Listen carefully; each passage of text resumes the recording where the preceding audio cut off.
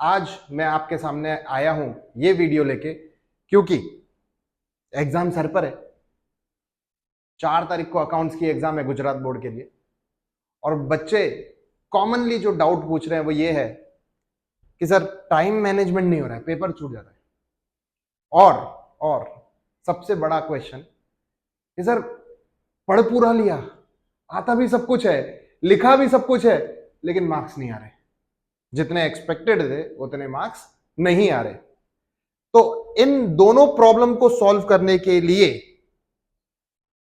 मैं लेके आया हूं ये वीडियो।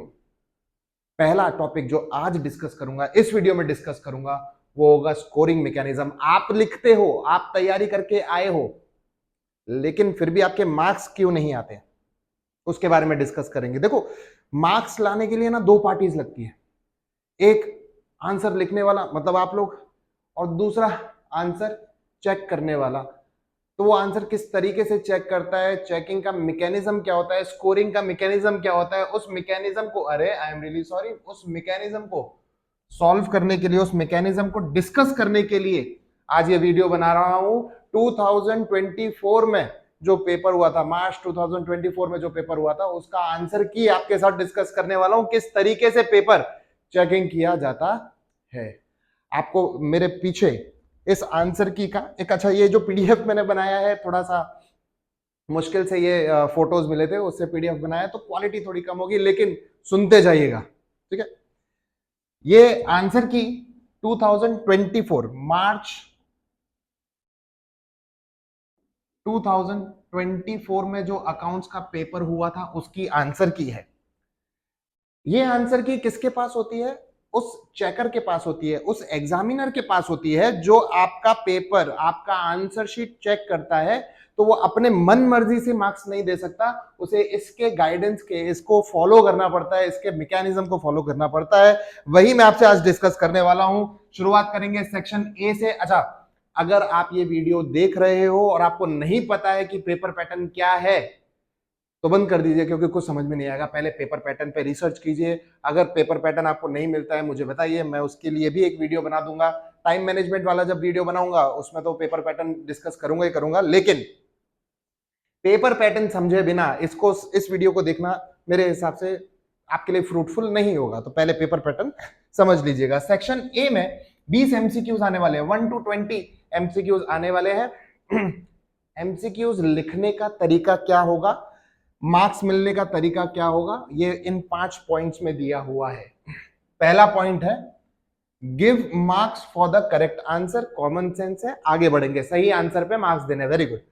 दूसरा, give marks, full marks if A B C D and answer दोनों लिखे हो, तभी एक मार्क दिया जाएगा। मतलब किसी एमसीक्यू का आंसर, उसके ऑप्शन के साथ ए बी सी डी में से कोई एक ऑप्शन और उसके आंसर का कंटेंट, दोनों चीज लिखोगे तब आपको एक मार्क मिलेगा। हम टीचर्स भी बच्चों को यही समझाते हैं, दोनों चीज लिखनी चाहिए, लेकिन रियलिटी है third and fourth number. Third number क्या बोलता है, मैं थोड़ा सा इसका डेप्थ कम कर देता हूं। थर्ड नंबर क्या बोलता है कि अगर सिर्फ एबीसीडी लिखा है, किसी बच्चे ने सिर्फ एबीसीडी लिखा है, उसका कंटेंट नहीं लिखा है, रिटन आंसर नहीं लिखा है, तो भी मार्क्स मिलेंगे। एंड अगर सिर्फ करेक्ट आंसर लिखा है, एबीसीडी नहीं लिखा है, तो भी फुल मार्क्स मिलेंगे। ये आंसर की बोलती है।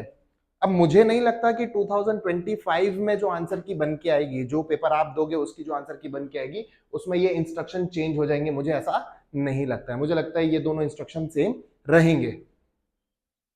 अगर, ये थोड़ा सा इंपॉर्टेंट पॉइंट है, ध्यान से देखिएगा, ये गलती आपको करनी ही नहीं है।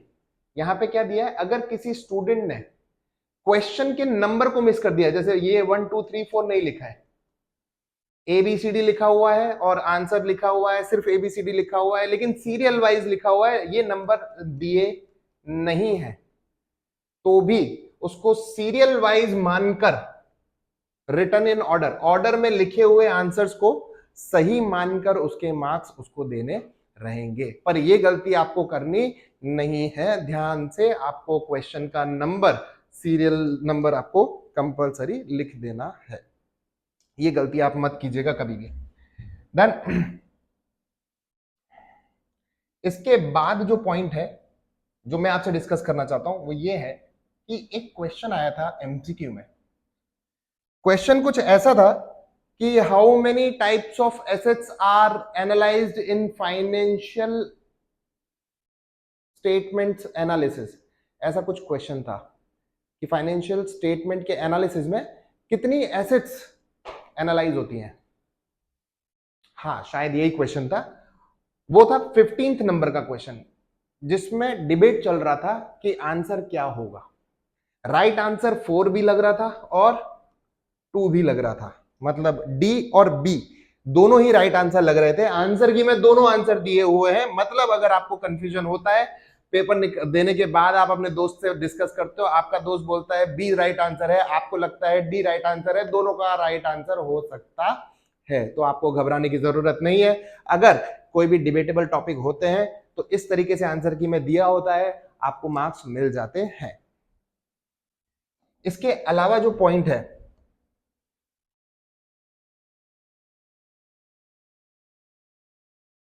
इसके अलावा कुछ नहीं बचता बच्चों। एमसीक्यू सेक्शन ए में कोई नाटक नहीं बचता है। आते हैं सेक्शन बी में। सेक्शन बी थोड़ा सा अच्छे से समझने की कोशिश कीजिएगा। Section be very short answers होते हैं, 1 या 2 सेंटेंसेस में आपको आंसर देने रहते हैं। यहां पर आपको क्या क्या इंस्ट्रक्शन दिए जाते हैं पहले वो देखिएगा। ये इंस्ट्रक्शन आपको नहीं मिल रहे हैं, सॉरी एग्जामिनर को, जो चेक करने वाला है उसको इंस्ट्रक्शन दिए जा रहे हैं। पहला इंस्ट्रक्शन दे रहे हैं कि अगर फुल सेंटेंस में आंसर नहीं लिखा है तो भी मार्क्स देने। ठीक है, मैं आपको बिगाड़ना नहीं चाहता, मैं आपकी आदतें बिगाड़ना नहीं चाहता, लेकिन अब मौका आ चुका है ये सारी चीजें समझने का। आपके पास टाइम मैनेजमेंट की जो बात चल रही है, टाइम मैनेजमेंट, टाइम कम पड़ रहा है, तो आप ये सारी चीजों को समझ के अपने आंसर्स लिख के आइए, कोई टेंशन नहीं है। क्यों? क्योंकि जो आंसर की लास्ट टाइम फॉलो हुई है, जो इंस्ट्रक्शन लास्ट टाइम फॉलो हुए, मुझे लगता है कि इस साल भी आगे भी फॉलो सेम ही होंगे, क्योंकि कोई भी स्टूडेंट्स पे एक्स्ट्रा प्रेशर क्रिएट करना नहीं चाहता है। ठीक है, लेकिन नॉलेज को एसेस करना चाहिए, नॉलेज को एसेस करना चाहिए। नॉलेज किसमें है? अगर आप पूरा आंसर नहीं लिखते हो, पूरा सेंटेंस नहीं लिखते हो, लेकिन कंटेंट सही लिख देते हो, how many members can be there, how many partners can be there in a partnership firm, तो आपको आंसर, मेन आंसर है 2 to 50। अगर आप सिर्फ 2 to 50 लिखते हो, मिनिमम 2 एंड मैक्सिमम 50, मेरे ख्याल से मार्क्स मिलने चाहिए, क्योंकि आपकी नॉलेज परफेक्ट है। नो डाउट आपने पूरे सेंटेंस नहीं लिखा है, लेकिन आपको मार्क्स मिलने चाहिए। वही यहाँ पे लिखा है कि पूरा सेंटेंस नहीं लिखा हो तो भी मार्क्स देने हैं, बट उसका कंटेंट सही होना चाहिए। आगे क्या लिखा है दूसरा पॉइंट, अगर आंसर पूरा नहीं लिखा है लेकिन जस्टिफाइबल आंसर है, पूरा आंसर सही नहीं है, जस्टिफाइबल आंसर है, तो करेक्ट एफर्ट्स के भी कुछ मार्क्स मिलेंगे, हाफ मार्क मिल सकता है। ठीक है, लेकिन इससे मैं ये नहीं सिखाना चाह रहा कि कुछ भी लिख के आ जाओ, मैं ये सिखाना चाह रहा हूं कि कोई भी क्वेश्चन छोड़ना नहीं है, कोई भी क्वेश्चन छोड़ना नहीं है। इससे मैं यही सिखाना चाहता हूं कि अगर आपको कोई क्वेश्चन नहीं आ रहा है तो उससे रिलेटेड टॉपिक लिख के आइए। 1 मार्क का ये बेटा, 1 लाइन लिखनी है, लिख दीजिए, उससे रिलेटेड अच्छे से लिख के आइए, तो करेक्ट एफर्ट्स अगर आपके दिखते हैं तो आपको मार्क्स मिलेंगे, भले आधा मार्क्स मिलेगा लेकिन मिलेगा। ठीक है, थर्ड पॉइंट इज कि अगर पूरा सेंटेंस नहीं है लेकिन पूरा सब्सटेंस कवर हो रहा है, आंसर में पूरा सब्सटेंस कवर हो रहा है, पूरा आंसर कवर हो रहा है, पूरा सेंटेंस नहीं है, तो भी पूरे मार्क्स मिलने चाहिए। एंड अगर मल्टीपल आंसर्स है किसी चीज के, जैसे डेफिनेशंस, मल्टीपल डेफिनेशंस है किसी चीज की, तो कोई भी एक डेफिनेशन भले वो आंसर की में नहीं है, लेकिन अगर सही डेफिनेशन है तो उसके मार्क्स मिलने चाहिए। ये पॉइंट्स मुझे ऐसा लगता है कि बहुत इंपॉर्टेंट पॉइंट्स बन जाएंगे आपके लिए,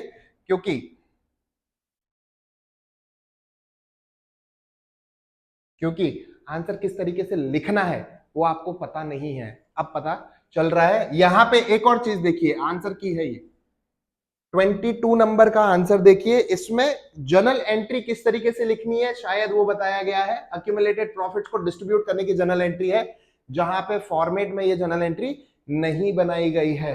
यहां पे अमाउंट के लिए ऐसा सिंबल नहीं बनाया गया है, सिंपल जर्नल एंट्री ये पूछ रहे हैं आपको। अगर जर्नल एंट्री पूछी जाती है तो इस तरीके से आप एक सैंपल जर्नल एंट्री बना के आ सकते हैं, आपका कोई टेंशन आने वाला नहीं है। चलिए आगे देखते हैं। इसमें और क्या क्या हो सकता है, ये देखिएगा 27 को देखिए, 27 के मल्टीपल आंसर्स हैं। मल्टीपल आंसर्स मतलब डेफिनेशंस दिए हुए हैं, नहीं डेफिनेशन नहीं, कोई रेशियो क्या शो करता है उसके बारे में बताया जा रहा है। 3 आंसर्स दिए हुए हैं, तीनों में से कोई भी एक आंसर राइट होगा। अब तक आपको ये पता चल गया होगा टिक्स बेस्ड सिस्टम होता है, टिक्स के बेस पे मार्क्स मिलते हैं। एक टिक का 1 मार्क होता है सेक्शन बी में, यहां पे लिखा हुआ है देखिए, एक टिक मिलेगा तो आपको 1 मार्क मिलेगा, और एक क्वेश्चन कितने टिक कैरी कर रहा है, एक ही टिक कैरी कर रहा है। ठीक है, तो जिस तरीके से आपको टिक्स लेना है, इस तरीके से आपको दिमाग में रखना है कि मुझे टिक्स ग्रैब करने हैं, मार्क्स तो टिक्स के बेस पे ही आपको मिलने वाले हैं। तीसरा पेज जो है वहां से मेन चीज शुरू हो रही है, क्योंकि अब आपके प्रैक्टिकल क्वेश्चंस किस तरीके से आपको अटेम्प्ट करने हैं वो यहां पे बताएंगे। ठीक है, सेक्शन सी जो है वो 3 मार्क्स के क्वेश्चंस होते हैं, ईच कैरी 3 मार्क्स, ये 3 लिखा हुआ है, 3 मार्क्स के क्वेश्चंस होते हैं सेक्शन सी में। 6 क्वेश्चंस आएंगे, टोटल 4 आपको करने रहेंगे, अटेम्प्ट करने रहेंगे। वो क्वेश्चंस किस तरीके से आपको अटेम्प्ट करने हैं, कैसे मार्क्स मिलते हैं, उसके बारे में कुछ गाइडेंस दिया हुआ है। सेक्शन सी और ई के बारे में थोड़ा सा गाइडेंस दिया हुआ है यहाँ पे। जो इंपॉर्टेंट चीज है वो है कि डिफरेंस बिटवीन के जितने भी क्वेश्चंस हैं, पहली 3 चीजें उसकी दी हुई है, डिफरेंस बिटवीन के जितने भी क्वेश्चंस हैं उनके लिए दिया हुआ है। डिफरेंस बिटवीन ऐसा वर्ड लिखा हुआ है इसमें भी, कि जब आपको दो टॉपिक्स के बीच में डिस्टिंग्विश करना रहेगा दो टॉपिक्स को, तो किस तरीके से आपको आंसर्स लिखने हैं उसके बारे में डिस्कस करते हैं। पहला दिया हुआ है, marks should be given in difference between even if columns not made. Columns का मतलब ये लोग बताना चाहते हैं वो ब्रैकेट आपने नहीं बनाया, लाइन नहीं खींची है आपने, वो बॉक्स नहीं बनाया है, इस तरीके से बोल रहे हैं कि अगर नहीं बनाया है तो भी मार्क्स देने चाहिए। मैं आपको बता रहा हूं कि ये आंसर की किसके बेस्ड है, आपकी नॉलेज के बेस्ड है। प्रेजेंटेशन आपका अच्छा होगा, डेफिनेटली आपकी नॉलेज के मार्क्स आपको मिलेंगे। लेकिन ऐसा नहीं कि आप सीधा भमाबम लिखते ही चले गए, कुछ समझ में ही नहीं आ रहा है सामने वाले को और आप बोलो कि आपको समझ में नहीं आया, मेरा नॉलेज तो सही है, ये भी आप करिएगा नहीं। प्रॉपर प्रेजेंटेशन भी रखना है। दूसरा पॉइंट है डिफरेंस बिटवीन के लिए, अगर किसी एक साइड का आंसर सही है तो प्रोपोर्शनेट मार्क्स मिलने चाहिए। दो टॉपिक होंगे, दो साइड बाय साइड आपको पॉइंट्स लिखने रहेंगे, एक साइड सही है दूसरी साइड सही नहीं है तो आपको प्रोपोर्शनेट मार्क, मतलब अगर एक टिक कैरी कर रहा है, एक टिक का 1 मार्क है तो आपको आधा मार्क मिलना चाहिए। तीसरा पॉइंट है डिफरेंस बिटवीन में नंबर ऑफ पॉइंट्स कितने होने चाहिए। बहुत इंपॉर्टेंट पॉइंट है। देखो अकाउंट्स का बता रहा हूं मैं आपको, दूसरे सब्जेक्ट्स का नहीं पता मुझे। अकाउंट्स में आपके नंबर ऑफ पॉइंट्स कितने होने चाहिए, they should be equal to the number of marks. 3 mark का क्वेश्चन अगर है तो 3 पॉइंट आपको डिफरेंसेस के लिखने हैं। ये पिछले आंसर की में था। इस आंसर की में क्या होगा मुझे नहीं लगता चेंज होगा, लेकिन अगर आपके पास टाइम है डबल लिख के आ जाइएगा, 3 मार्क्स में 6 लिख के आ जाइए अगर आपके पास टाइम है तो। ये लास्ट टाइम की आंसर की है, गारंटी नहीं है कि ऐसे ही इंस्ट्रक्शन इस टाइम के आंसर की में भी होंगे, बट मुझे लगता है कि यही सारे इंस्ट्रक्शन इस साल की आंसर की में भी होंगे। ठीक है, चलिए अब बात करते हैं ऐसे 4 इंस्ट्रक्शंस की जो सेक्शन सी और ई दोनों के लिए हैं।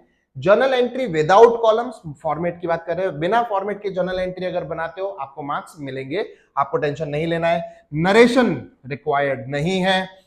Full marks should be given to the separate entries and the combined entries. अगर ये डाउट आता है बच्चों को ड्यूरिंग द क्लास, ये डाउट आता है कि सर हमने इसकी 2 अलग अलग एंट्री कर दी, सेपरेट एंट्री कर दी तो क्या होगा, सर अगर हमने इसकी कंबाइन एंट्री कर दी तो क्या होगा। आपको मार्क्स मिलेंगे, आपको टेंशन लेना नहीं है। And if journal entry is correct and necessary calculation is not done, working notes की बात हो रही है, अगर जर्नल एंट्री सही है वर्किंग नोट सही नहीं है। देखो वर्किंग नोट क्या होता है ना, वर्किंग नोट के मार्क्स नहीं होते हैं। Working note is the evidence of your answer. Working note क्या है, आपके जो आंसर्स हैं उसका एविडेंस है कि आपने खुद उसको सॉल्व किया है, कहां से आप ये मार्क्स लेके अमाउंट लेके आए हो, उसके लिए वर्किंग नोट बनाया जाता है। तो अगर जर्नल एंट्री वाले क्वेश्चंस हैं, जर्नल एंट्री में आपने किसी चीज की वर्किंग नोट नहीं दिखाई है तो आपको पूरे मार्क्स मिलेंगे, उसमें आपको कोई टेंशन नहीं लेना है। ठीक है, इसके अलावा इस पेज पर जो डिस्कस करने जैसी चीज है वो है किस तरीके से मार्किंग सिस्टम होगा क्वेश्चन वाइज। देखो क्वेश्चन नंबर 31 पार्ट 1 के first chapter introduction to partnership, वहां से आता है। इसमें क्वेश्चन दिया था इंटरेस्ट ऑन ड्राइंग्स का, इंटरेस्ट ऑन ड्राइंग्स का। तो इंटरेस्ट ऑन ड्राइंग्स के क्वेश्चन के लिए एक तो मेन आंसर है, interest on drawing miss out हुआ था, ओमिशन था बेटा। तो एक तो मेन आंसर है, ये रहा मेन आंसर रेक्टिफिकेशनल एंट्री, और एक वर्किंग नोट हो गया कि आप अपनी जर्नल एंट्री कहां से लाए हो। यहां पे देखिएगा ये जर्नल एंट्री वाला जो क्वेश्चन है इसकी वर्किंग नोट के मार्क यहां पे दिए हुए हैं। क्यों? क्योंकि टोटल 2 टिक है, एक टिक का 1.5 मार्क है। अगर आप ये सोचो कि वो जो लास्ट में लिखा हुआ था कि वर्किंग नोट नहीं बनाते हो, कैलकुलेशन नेसेसरी कैलकुलेशन नहीं दिखाते हो तो आपको मार्क्स मिलेंगे, ये कैलकुलेशन नेसेसरी कैलकुलेशन नहीं है बेटा।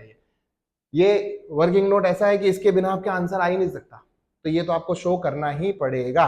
तो मैं आपको सजेशन ये दूंगा कि वर्किंग नोट बना के आइए, हर बार वर्किंग नोट पूरी बना के आइए, प्रॉपर बना के आइए।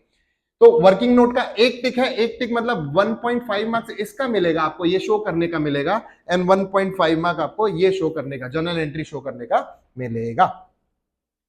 ठीक है, फिर आंसर नंबर 32 पर आते हैं। आंसर नंबर 32 सेक्रीफाइस गेन वाला रहता है। इसमें बॉक्स की जरूरत नहीं है बच्चों, याद रखिएगा, इसमें बॉक्स की जरूरत नहीं है। अच्छा, मैं आपको इसमें टिक्स नहीं दिखा पाया ना, ये देखिए, इसमें बॉक्स की जरूरत नहीं है, लेकिन एक आंसर का एक टिक है, दूसरे आंसर का दूसरा टिक, तीसरे आंसर का तीसरा टिक, और एक टिक का 1 मार्क, 3 टिक्स के 3 मार्क्स। इस तरीके से आपके आंसर की में लिखा हुआ आता है। देखो पूरा कितना डिटेल्ड गाइडेंस होता है आंसर की में।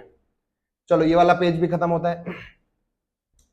क्वेश्चन नंबर 33 पर आते हैं। क्वेश्चन नंबर 33 डिसोल्यूशन वाला जो चैप्टर है उसमें से आता है।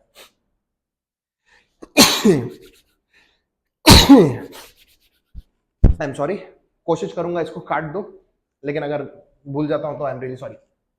चलिए, क्वेश्चन नंबर 33 जो आता है वो डिसोल्यूशन वाले चैप्टर से आता है। 33 एंड 34 दोनों ही डिसोल्यूशन वाले चैप्टर से आते हैं, और मार्च 2024 में question number 33 theory based chapter था, थियरी बेस्ड क्वेश्चन था, थियरी, ठीक है, थियरी बेस्ड।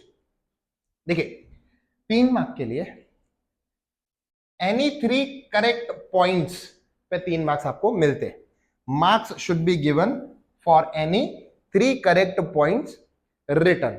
अब वो 3 पॉइंट इन 7 में से होंगे तो ही चलेगा। क्वेश्चन क्या था? व्हेन एनी पार्टनर, क्या लिखा हुआ है, files a suit for dissolution, शायद ये लिखा हुआ है। जब डिसोल्यूशन के लिए कोई फाइल करता है कोई पार्टनर, तो कौन से ग्राउंड्स पे कोर्ट ऑर्डर दे सकता है टू डिसॉल्व द फर्म। ठीक है, आप लोगों ने ये क्वेश्चन तो कर ही ले होंगे। मार्च 2024 का पेपर आपने डेफिनेटली सॉल्व किया होगा, नहीं किया होगा तो मेरा सजेशन है सबसे पहले वही करना। 2024 का पेपर का आंसर की मेरे आपके सामने है। तो 7 पॉइंट्स है, 7 में से अगर आप 3 पॉइंट्स लिखते हो तो आपको मार्क्स मिलेंगे। इसके बाद आते हैं जर्नल एंट्री वाले क्वेश्चन पर। इसी आंसर की में क्वेश्चन नंबर 34 था, वो भी डिसोल्यूशन का आता है। ये भी डिसोल्यूशन का जो क्वेश्चन है उसमें जर्नल एंट्री बेस्ड है। 3 एंट्री के 3 टिक, बात खत्म। ठीक है, ज्यादा नाटक ही नहीं है। 3 मार्क्स 3 एंट्री, बात खत्म। क्वेश्चन नंबर 35 और 36। क्वेश्चन नंबर 35 डिबेंचर वाला जो चैप्टर है पार्ट 2 का, डिबेंचर वाला चैप्टर पार्ट 2 का होता है ये। अरे डेप्रिसिएशन लिख रहा था क्या, डिबेंचर पार्ट 2 का सेकंड चैप्टर है बेटा ये। तो डिबेंचर वाले चैप्टर्स में से यहाँ पे बहुत इंपॉर्टेंट चीज है, 3 मार्क का एक क्वेश्चन आया है। ये 6 सिचुएशन करके एक टॉपिक मैंने बनाया है। 6 सिचुएशन मतलब हो गया जहां पे डिबेंचर्स को इशू किया जाता है एंड रिडीम किया जाता है, रिडम्पशन का प्रोसेस किया जाता है। तो ये दोनों क्वेश्चंस वाले हैं इलस्ट्रेशन 12, 13, 14, 15, है ना। ये 4 इलस्ट्रेशन बहुत इंपॉर्टेंट है, हर बार क्वेश्चन आते भी हैं एग्जाम में। डेफिनेटली इलस्ट्रेशन 12, 13, 14, 15 सॉल्व करके ही जाना है। 99% मैं गारंटी ले रहा हूं कि ये क्वेश्चन आएगा एग्जाम में। ठीक है, इलस्ट्रेशन 12, 13, 14, 15 में से। तो 4 एंट्री बनेंगी उन क्वेश्चन में। क्या बनेगा? 4 एंट्री का आंसर बनेगा। 4 एंट्री में से आपको 3 मार्क्स मिलेंगे। कैसे मिलेंगे? ऐसे मिलेंगे, देखिएगा। सीधा इन्होंने क्या लिखा पहले, एक टिक का 0.5 मार्क है, दो एंट्री में एक एक टिक रखा है, दो एंट्री में एक एक टिक रखा हुआ है। जो पहली और लास्ट है, जो कि सबसे कम इंपॉर्टेंट एंट्रीज है, जो कि सबसे इजी एंट्रीज है, उनको आधे आधे मार्क का रखा है, और जो इंपॉर्टेंट एंट्री है उनको दो दो टिक देके 1 मार्क का वेटेज उनका बना दिया है। बहुत इंपॉर्टेंट है इस चीज को समझना। अगर आप ये सोचो कि 4 में से मेरे को 2 एंट्री ही आती है, 2 नहीं आती है, तो आधे 1.5 मार्क्स मिलेंगे, नहीं मिलेगा, 1 ही मार्क मिलेगा। ठीक है, तो इस रीजन की वजह से आपके मार्क्स कटते हैं और आपको पता नहीं चलता है। आते हैं नेक्स्ट पर, 36 डिफरेंस वाला चैप्टर टॉपिक है ये।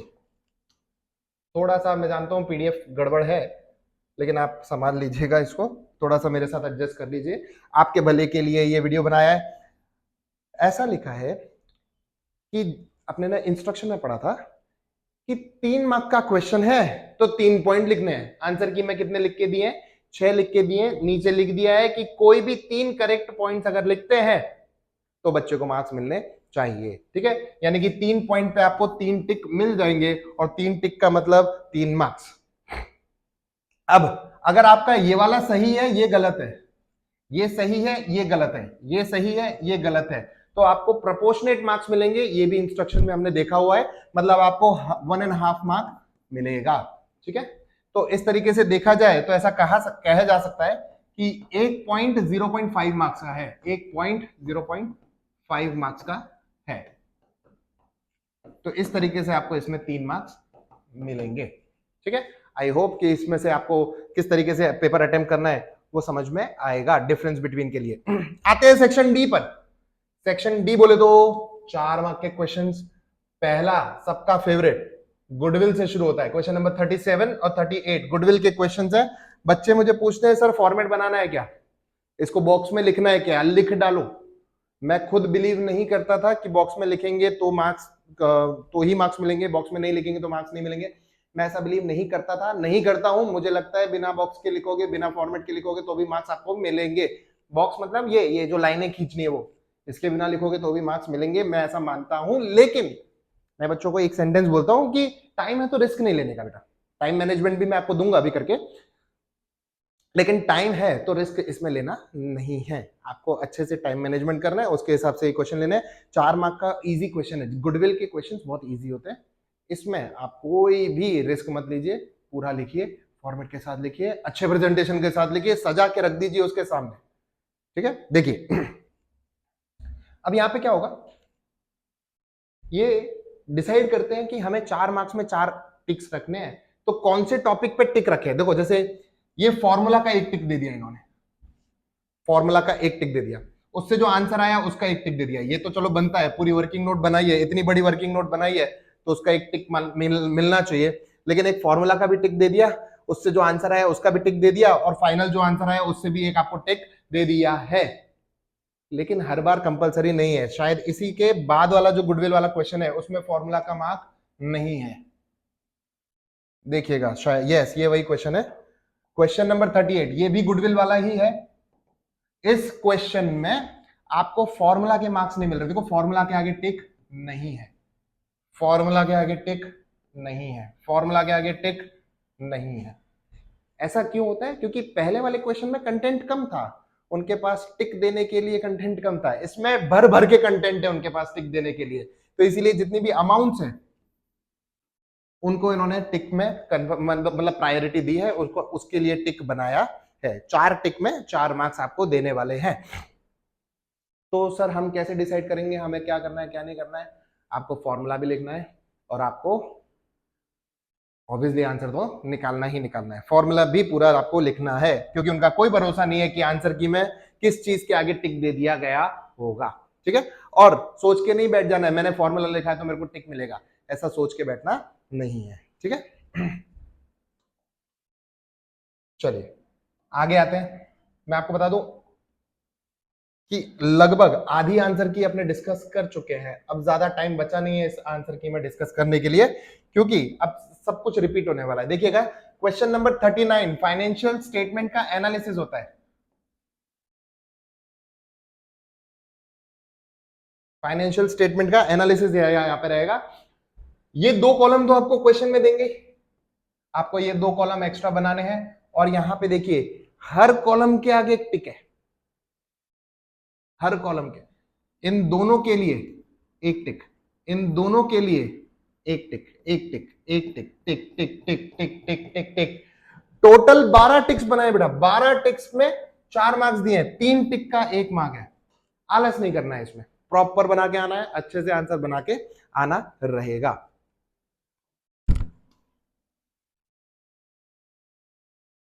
मेरा one of the favourite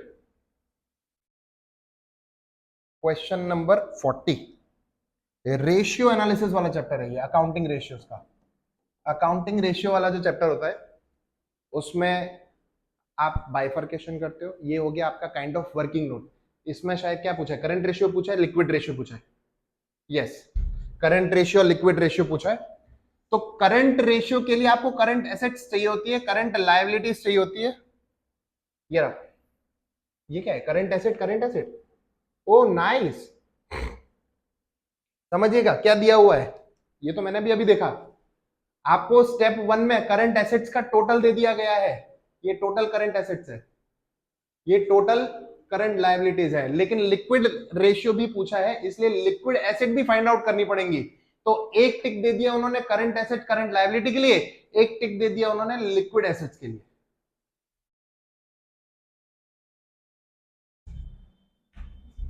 current ratio में फॉर्मूला प्लस आंसर, उन दोनों के लिए एक ही टिक है। लिक्विड रेशियो में फॉर्मूला प्लस आंसर, एक ही टिक है।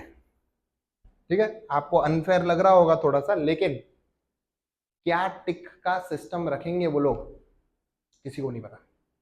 पूरा answer, proper answer.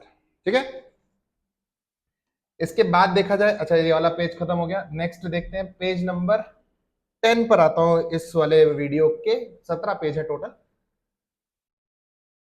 Question number 41 आपका, ज्यादातर बच्चे इसको ऑप्शन में निकालते हैं, कैश फ्लो का रहेगा, बहुत इजी रहता है। ज्यादातर ऑपरेटिंग एक्टिविटी में से ही कैश फ्लो पूछा जाता है। अगर आपको मैं रेशियो दूं तो 13:2 हुआ है शायद। पिछले 15 पेपर्स में से 13 पेपर्स में ऑपरेटिंग रेशियो आया हुआ है। तो ऑपरेटिंग रेशियो बोल दिया, सॉरी, ऑपरेटिंग एक्टिविटी से कैश फ्लो पूछा जाता है। तो आपको operating cash flow, operating activity से कैश फ्लो कितना है वो पढ़ के जाओगे तो मेरे ख्याल से डेफिनेटली एक क्वेश्चन आएगा ही आएगा। अच्छा, टिक्स दिए हुए हैं, किन किन चीजों पे टिक्स दिए हैं इसके बारे में बात करते हैं। एक, इनर कॉलम की बात कर रहा हूं, 2, 3 इनर कॉलम के टिक्स भी इस तरीके से दिखाते हैं वो। ये जो अमाउंट है ना, मेरे को नहीं लगता कि ये अमाउंट आपका गलत होगा। अगर ये 3 चीज सही है, 3 टिक अगर आपको मिल रहे हैं तो ये अमाउंट आप गलत नहीं करोगे, क्योंकि अगर ये गलत कर दिया तो आगे का गलती आने वाला है, गलती नहीं करना है। इनर कॉलम के टिक्स भी आपको मिल रहे हैं, यहां से प्रूफ अपने करते हैं। अब थोड़ा जल्दी जल्दी काम खत्म हो जाएगा, क्योंकि आ गया है 8 मार्क्स वाला section, section E. 2 question admission, 1 question retirement और 2 क्वेश्चन शेयर कैपिटल। ज्यादा कुछ इसमें बताने के लिए बचता नहीं है। सेक्शन ई में जो फॉर्मूलाज फॉर्मेट्स हैं वो आपके सामने ही है। देखो टोटल का मार्क्स नहीं है इसमें, टोटल के मार्क्स इसलिए नहीं है क्योंकि टिक नहीं है। अच्छा, मैं आपको बता देता हूं, शायद 32 टिक्स होते हैं टोटल। इस पेज में नहीं है। यस, टोटल 32 टिक्स है, 32 टिक्स होते हैं, तब 8 मार्क का एक आंसर आपका रेडी होता है। तो इन्होंने 32 टिक्स बनाने के लिए इन पे अगर इनफ कंटेंट नहीं होता है तो ही टोटल में टिक डालते हैं ये लोग, वो भी मैं आपको अभी दिखाऊंगा। अदरवाइज ये लोग टोटल में टिक डालते नहीं है। टोटल में टिक नहीं बनता है मतलब टोटल के मार्क्स नहीं बनते हैं। जैसे रिवैल्यूएशन अकाउंट में इस वाले क्वेश्चन में, बेटा हर एक में मत सोच के बैठिएगा, इस वाले क्वेश्चन में टोटल में टिक नहीं है मतलब टोटल के मार्क्स नहीं मिलेंगे। अगर आपका इसका टोटल गलत हो जाता है तो ऑब्वियसली ऊपर का कंटेंट गलत होगा, इसलिए टोटल गलत होता है। लेकिन अगर ऊपर का कंटेंट सही है और आपने यहाँ पे गलत टोटल लिख दिया है, बाई चांस आपका 17,000 की जगह 1 0 एक्स्ट्रा डाल दिया है गलती से, टोटल वोटल सब कुछ सही है, बैलेंसिंग फिगर सब कुछ सही निकाला है, लेकिन अगर आपने 17 लाख कर दिया है, 170 कर दिया है, तो भी आपको टेंशन लेने की जरूरत नहीं है। ठीक है, चलिए, सबसे इंपॉर्टेंट जो कंफ्यूजन रहता है ना वो पार्टनर्स कैपिटल अकाउंट में रहता है। कई बार कॉलम्स के वाइज आपको टिक्स मिलते हैं, मैं दिखाऊंगा इस वाले में, इस आंसर की में होगा तो ठीक है। और कई बार दोनों आंसर का एक ही टिक मिलता है, जैसे यहां पे दिया हुआ देखो, ये पूरी लाइन का एक ही मार्क है, ये पूरी लाइन का, ये 3 अमाउंट दिए हैं। अच्छा, इसमें बैलेंस सीएफ का टिक ही नहीं है, इसमें तो क्लोजिंग बैलेंस का टिक ही नहीं है, ये 2 अमाउंट दिए हैं, 2 अमाउंट का एक ही टिक है। तो इस तरीके से वो लोग टिक्स फॉलो करते हैं। अच्छा, अमाउंट के साथ साथ आपको इसके अंदर का जो कंटेंट है उस पर भी ध्यान देना चाहिए, क्योंकि मुझे ऐसा लगता है कि जहां टिक दिए गए हैं वहां की हर एक चीज वो लोग मैनेज करेंगे, वो चेक करेंगे। ठीक है, तो बाकी का कंटेंट देख लेते हैं इस चैप्टर, इस वाले क्वेश्चन का। कैश अकाउंट कंपलसरी बनाइएगा। इसमें कैश अकाउंट आपको दिख नहीं रहा होगा अच्छे से शायद, ये इसमें कैश अकाउंट में जो बैलेंस ब्रॉट डाउन है, ये बैलेंस ब्रॉट डाउन का एक टिक दिया है, और जो नया पार्टनर कैपिटल लेके आ रहा है उसका एक टिक दिया है। बैलेंस कैरिड डाउन का, क्लोजिंग बैलेंस का टिक दिया हुआ नहीं है। ठीक है, क्योंकि इसमें इनफ टिक मिल गए थे उनको। सेम चीज बैलेंस शीट के साथ है, बैलेंस शीट में भी टोटल का टिक उन्होंने दिया नहीं है। तो जो टोटल के टिक्स के लिए पूछते ना सर, अगर मैच नहीं हो रहा होगा तो कितने मार्क कटेगा, डिपेंड करता है बेटा आंसर की में टिक है कि नहीं है, क्योंकि इसके बाद वाला क्वेश्चन देखिए बेटा। अच्छा, आंसर की में थोड़ी सी गलती थी, ये डी के लिखा हुआ है और क्वेश्चन में शिवानी और नीरज का क्वेश्चन है शायद, तो वो आंसर की में जो गलती होती है उसको सुधार देते हैं ऑन द स्पॉट। देखिएगा, जो डिस्कशन मैंने अभी ऊपर किया था कि कई बार अंदर की साइड पे टिक दे देते हैं, कई बार अमाउंट पे टिक दे देते हैं। तो यहाँ पे अमाउंट पे टिक दिया हुआ है, अंदर टिक नहीं दिया हुआ है। यहाँ पे टिक दिया हुआ नहीं है, अमाउंट पे टिक दिया हुआ है। तो बम्पर ऑफर जैसा क्वेश्चन है ये। तो अगला,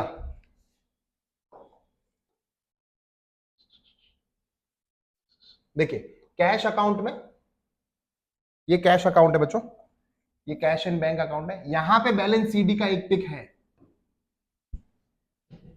ठीक है, तो आपको पूरा क्वेश्चन इन शॉर्ट याद रखना है, पूरा क्वेश्चन प्रॉपरली अटेम्प्ट करके आइए। आपको कहां पे कितने मार्क्स मिलेंगे वो किसी को कुछ नहीं पता। ठीक है, हो सकता है कि ओवरऑल क्वेश्चन छोटा है, अमाउंट्स कम है, तो हर एक अमाउंट पे एक एक टिक डाल दिया। ओवरऑल क्वेश्चन बहुत बड़ा है, अमाउंट्स बहुत ज्यादा आ रही हैं, तो आप समझ पा रहे हो। ठीक है, इन शॉर्ट आपको याद ये रखना है कि प्रॉपर क्वेश्चन का आंसर प्रॉपरली प्रेजेंट करना रहेगा। ये वाला रिटायरमेंट का क्वेश्चन है, सेम चीज। अच्छा, रिटायरमेंट के क्वेश्चन में यहाँ पे देखिए मैं आपको कुछ दिखाना चाहता हूँ। रिटायरमेंट का क्वेश्चन है, ये बैलेंस शीट है बेटा। रिटायरमेंट के क्वेश्चन में ये बैलेंस शीट है आफ्टर रिटायरमेंट। बैलेंस शीट में ये टोटल है और टोटल के आगे एक टिक दिया हुआ है। ठीक है, तो इन शॉर्ट अगेन सेइंग सब कुछ प्रॉपरली लिख के आइएगा। आते हैं क्वेश्चन नंबर 45 पे, जर्नल एंट्री वाले क्वेश्चंस आते हैं इसमें। क्वेश्चन नंबर 45 होता है अपना शेयर कैपिटल वाला क्वेश्चन। देखिएगा, शेयर कैपिटल वाले क्वेश्चन में जब मैं सिखाता हूं तो आपको बताता हूं कि पहली एंट्री एप्लीकेशन रिसीव करने की होती है, ज्यादा नाटक नहीं होता है, एक टिक। दूसरी एंट्री जो होती है वो क्या होता है, अमाउंट को ड्यू करके कैपिटल में ट्रांसफर करने की एंट्री। इंपॉर्टेंट एंट्री है, 2 टिक्स दे दी बेटा, 2 टिक्स। मैं आपको नीचे दिखा भी देता हूं कि एक टिक का 1 मार्क है, मतलब सिर्फ एक एंट्री जो है ना वो 2 मार्क्स के लिए है। नॉर्मली 11th में जब हम लोग पेपर बनाते हैं तो 2 जनरल एंट्री 1 मार्क के लिए दे देते हैं। हम ये नहीं सोचते कि जनरल एंट्री इंपॉर्टेंट है, कितनी प्रायोरिटी रखती है। अगर 11th में हम लोग वो करें तो 12th में आपको, मेरे को ये वीडियो बनाने की जरूरत ही नहीं पड़ेगी। जितनी इंपॉर्टेंट जनरल एंट्री होगी वो उतना ज्यादा मार्क्स कैरी करेगी। थर्ड, ड्यू करने की एंट्री होती है, एक ही एंट्री। अमाउंट रिसीव करने की एंट्री है, 2 एंट्री, ड्यू रिसीव, बात खत्म। 6 एंट्री में मार्क्स कंप्लीट हो गए। अगर यहाँ पे कॉल सिनेरियोस आ जाता तो और भी ज्यादा मजा आता, मुझे ऐसा लगता है। टोटल के इसके मार्क्स नहीं है। एक और क्वेश्चन आता है, ये शेयर कैपिटल के 2 क्वेश्चन आते हैं। दूसरा वाला जो क्वेश्चन है वो आपके सामने है, थोड़ा बड़ा क्वेश्चन है ये, क्योंकि मार्च 2024 में जो क्वेश्चन नंबर 46 था वो छोटे छोटे क्वेश्चन से जो बड़ा संबंध है ना वो वाला था। अगर आपको इसकी प्रैक्टिस करनी है तो एक्सरसाइज में क्वेश्चन नंबर 12, 13 है, 2 ही क्वेश्चन है एक्सरसाइज में, क्वेश्चन नंबर 12 और 13, ये 2 क्वेश्चन प्रिपेयर कर लीजिएगा, उसमें से ही ये आएगा, लगभग पूरा श्योर हूं मैं। ठीक है, टेंशन नहीं है। चलिए, तो इसमें क्या है, 3 क्वेश्चन है, ए, बी और सी यहां पर है, मैं आपको दिखाऊंगा अच्छे से भी। ए में 3 जर्नल एंट्रीज हैं, 1, 2 और आधा। ठीक है, मैंने आपको बताया एक टिक का 1 मार्क दे रहे हैं, लेकिन अगर कोई लेस इंपॉर्टेंट जर्नल एंट्री है, अमाउंट को ट्रांसफर किया गया है कैपिटल रिजर्व में, लेस इंपॉर्टेंट है, ज्यादा बड़ी बात नहीं है, इसको हाफ, इसको प्रायोरिटी दे दी, हाफ। ठीक है, उसी तरीके से बी पॉइंट में भी किया गया है, 3 जर्नल एंट्री है, 1, 2, हाफ। और तीसरे वाले में देखो 5 मार्क वो हो गए, तीसरे वाले में सी में 3 एंट्री है, तीनों को 1-1 दिया गया है, इवन दो ये एंट्री भी कैपिटल रिजर्व में ट्रांसफर करने वाली एंट्री है। ठीक है, तो मार्क्स किस तरीके से दिए जाएंगे आंसर की पे डिपेंड करता है, कोई टीचर बता नहीं सकता कि कितने आएंगे कितने नहीं आएंगे, बात खत्म। ठीक है, चलिए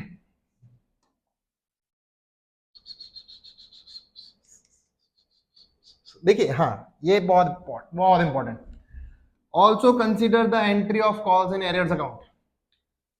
आपकी टेक्स्ट बुक में कुछ क्वेश्चंस ऐसे हैं जिसमें कॉल्स इन एरियर्स अकाउंट बनाया जाता है, कुछ ऐसे क्वेश्चंस हैं जिसमें कॉल्स इन एरियर्स अकाउंट नहीं बनाया जाता है। मेजरली वो क्वेश्चंस हैं, आंसर्स हैं जिसमें कॉल्स इन एरियर्स अकाउंट नहीं बनाया जाता है, लेकिन मैं हमेशा कॉल्स इन एरियर्स अकाउंट बना के ही सिखाता हूं। बच्चों को कंफ्यूजन होता है, सर टेक्स्ट बुक में अलग दिया है, आप अलग सिखा रहे हो, प्रूफ है बेटा ये कि अगर आप कॉल्स इन एरियर्स अकाउंट बनाते हो तो भी आपको पूरे मार्क्स मिलेंगे, आपको टेंशन लेना नहीं है। ठीक है, चलिए अच्छा, कॉल्स इन एरियर्स की जगह छोटे क्वेश्चंस में कॉल्स इन एरियर्स की जगह अगर आप प्रोसेस का टेम्परेरी अकाउंट बनाते हो, जैसे equity share capital, equity share allotment के लिए अलॉटमेंट का अकाउंट बनाते हो कॉल्स इन एरियर्स की जगह, तो भी आपको मार्क्स मिलेंगे, और कॉल्स इन एरियर्स बनाते हो तो भी आपको मार्क्स मिलेंगे। यहाँ पे प्रूफ है अपने पास, कोई टेंशन नहीं लेना है। फिर आते हैं नेक्स्ट बेस्ट चीज पर, हमारा section F. Section F 11 marks के 2 क्वेश्चन, एक पार्टनरशिप का फाइनल अकाउंट, एक कंपनी का फाइनल अकाउंट, दोनों इंपॉर्टेंट है। 33 टिक्स होते हैं पार्टनरशिप के फाइनल अकाउंट में, इनमें 33 टिक्स कैसे कैसे दिए गए हैं देखते जाइएगा। देखो, इनर कॉलम का अमाउंट, आउटर कॉलम का अमाउंट, टिक है, टिक है, टिक है, ग्रॉस प्रॉफिट का टिक है, यहाँ पे टिक्स दिए हुए हैं, यहाँ पे टिक्स दिए हुए हैं, कोई टेंशन नहीं है, लेकिन टोटल का टिक नहीं दिया हुआ है। अब मुझे पसंद क्या आता है कि अगर आप देखिए जो बैलेंस सीडी है, मतलब नेट प्रॉफिट है, उसे आप आगे लेके जाते हो, कैरी फॉरवर्ड कर देते हो अगले अकाउंट में, तो आपको 2 टिक मिल रहे हैं। छोटा क्वेश्चन है बेटा ये, फाइनल अकाउंट जो आया था ना, छोटा क्वेश्चन आया था, मैं आपको जूम आउट करके दिखाता हूं।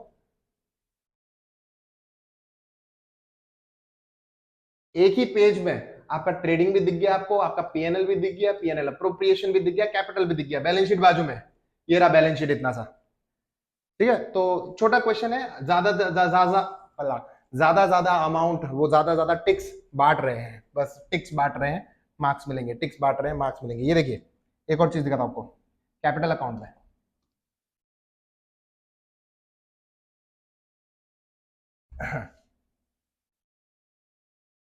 इंटरेस्ट ऑन कैपिटल, एक टिक आपको यहां पे मिल गया, इंटरेस्ट ऑन कैपिटल 2 टिक्स आपको यहां मिल गए, सिर्फ इंटरेस्ट ऑन कैपिटल लिख के आओगे 1 मार्क रेडी।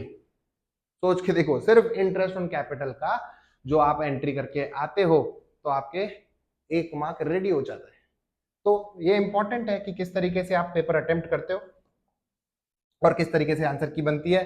टोटल में अगेन टिक दिया हुआ नहीं है, और ये लोग कोशिश करते हैं कि फाइनल अकाउंट में टोटल 33 टिक्स बना के 1 मार्क पे 3 टिक्स पे 1 मार्क दे दिया जाए, 33 टिक्स पे 11 मार्क्स दे दिए जाएं। लेकिन कंपनी फाइनल अकाउंट में 22 टिक्स रखते हैं बेटा लोग, ये लास्ट क्वेश्चन होता है, कंपनी का फाइनल अकाउंट 22। सर फॉर्मेट कितना बनाना है, सबसे इंपॉर्टेंट क्वेश्चन, सबसे कॉमन क्वेश्चन ये है, सर फॉर्मेट कितना बनाना है। प्रूफ दे रहा हूं आपको मैं,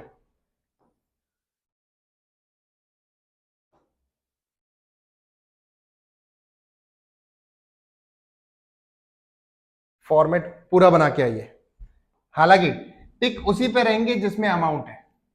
देखो आंसर की में पूरा फॉर्मेट बनाया इन्होंने, डिट्टो फॉर्मेट बनाया पूरा, ठीक है, पूरा फॉर्मेट बनाया है, लेकिन आंसर जहां जहां पे मार्क अमाउंट है वहीं वहीं पे टिक इन्होंने रखे हैं। तो मेरा भी सजेशन आपको यही है कि कि आप भी इसी तरीके से रखिए। मुझे नहीं लगता कि अगर आप ये चीज हटा दोगे, ये वाला नहीं लिखोगे तो आपके मार्क्स कटेंगे, लेकिन मैं आपको बोलता हूँ रिस्क क्यों लेना है, क्यों लेना है रिस्क, लिखो ना।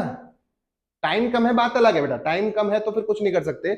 आप ये सोचो कि मैं टाइम मैनेजमेंट भी नहीं करूंगा, मैं प्रैक्टिस भी नहीं करूंगा, लास्ट में टाइम कम पड़ेगा तो चिराग सर ने बोला है टाइम कम पड़े तो ये सब कर देना, वो फालतू का आर्ग्यूमेंट हो जाएगा, ठीक है।